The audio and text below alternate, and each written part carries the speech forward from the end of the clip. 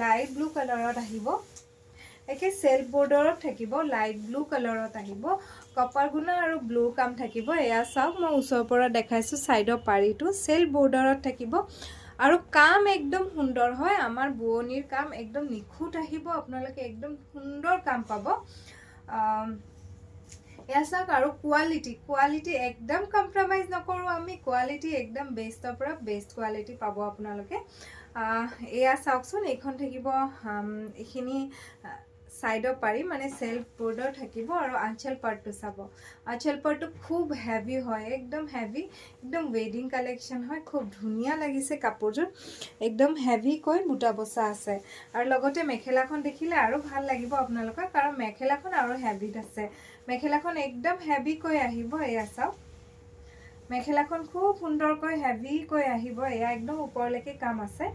এনেকুৱা এজো কাপোৰ পিন্ধিলে সকলোৱে চাব নহয় নে বাৰু